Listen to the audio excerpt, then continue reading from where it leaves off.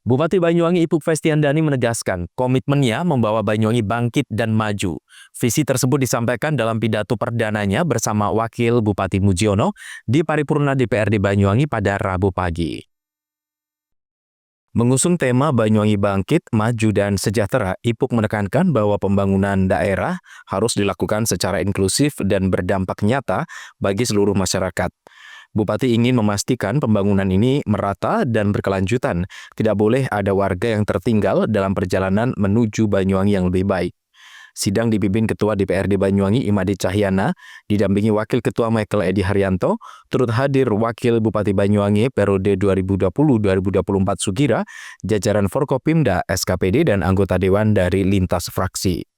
Dalam pidatonya, Ipuk bercerita selama 3,5 tahun terakhir saat ia menjabat di periode pertama, Banyuwangi telah melewati berbagai tantangan berat akibat pandemi COVID-19 yang melumpuhkan berbagai sektor. Namun berbagai program pemulihan berhasil mengembalikan perekonomian daerah. Saat ini angka kemiskinan turun menjadi 6,54%, bahkan lebih rendah dibanding sebelum pandemi. Sementara tingkat pengangguran berhasil ditekan hingga 4,03% pada tahun 2024. Pendapatan per kapita masyarakat meningkat menjadi 62,09 juta rupiah, lebih tinggi dibandingkan daerah sekitar. Hal ini menunjukkan bahwa perekonomian Banyuwangi harus bergerak ke arah yang lebih baik. Di sektor pendidikan, 5.911 pelajar mendapatkan bantuan pendidikan, sementara 833 mahasiswa menerima beasiswa Banyuwangi Cerdas agar bisa melanjutkan ke perguruan tinggi. Untuk periode 2025-2030, Ipuk telah menyiapkan program prioritas dan prioritas pembangunan cepat atau Quick Win. Setidaknya ada 3 prioritas, yakni prioritas utama yang berfokus pada akselerasi pengentasan kemiskinan. Kemudian prioritas wajib yang mencakup program pendidikan dan kesehatan yang berkualitas dan merata.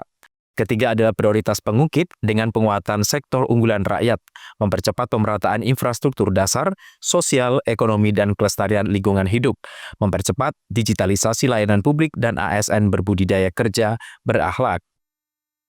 Ipuk akan memperkuat akses pendidikan dengan beasiswa kuliah untuk 1.000 mahasiswa dan program Zero Dropout bagi pelajar. Selain itu, Pemkab akan membangun Institut Seni Indonesia untuk mencetak talenta kreatif. Di bidang kesehatan, Banyuwangi menargetkan jaminan kesehatan untuk seluruh penduduk, pembangunan rumah sakit di wilayah selatan, serta pusat jantung dan stroke di RSUD Blambangan untuk menangani penyakit tidak menular.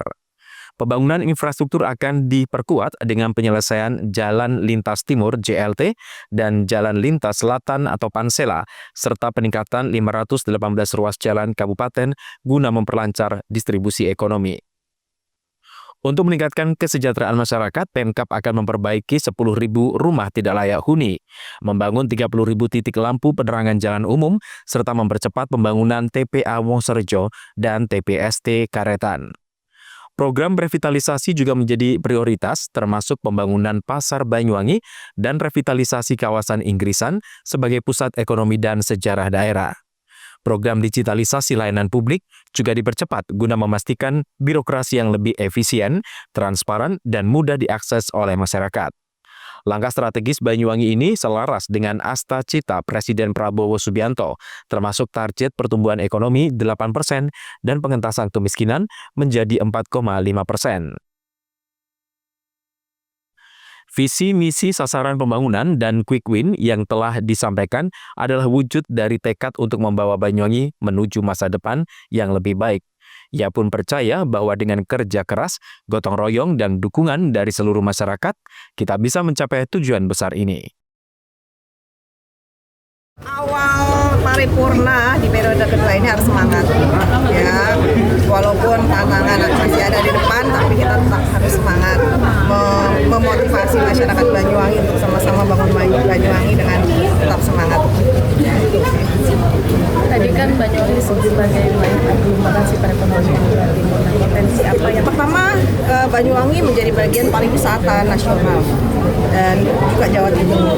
Nah, ini kalau misalkan terus dikembangkan, kita kelola dengan baik, insya Allah Banyuwangi juga akan bisa bersaing dengan pariwisata daerah-daerah pariwisata lainnya, ya, bahkan juga di tingkat dunia. Itu yang pertama. Lalu yang selanjutnya terkait dengan sektor pertanian dan perikanan. Banyuwangi dari sektor pertanian dan perikanan sudah tidak diragukan lagi di tingkat nasional, bahkan juga di tingkat internasional, produk-produk pertanian dan perikanan kita juga sudah menjual. Jadi dari dua hal ini yang akan kita kuatkan kembali agar nanti perekonomian Banyuwangi tumbuh dan mendukung sektor UMKM kita sehingga nanti ekonomi bisa terungkit. Handoko Kusumo, CTV.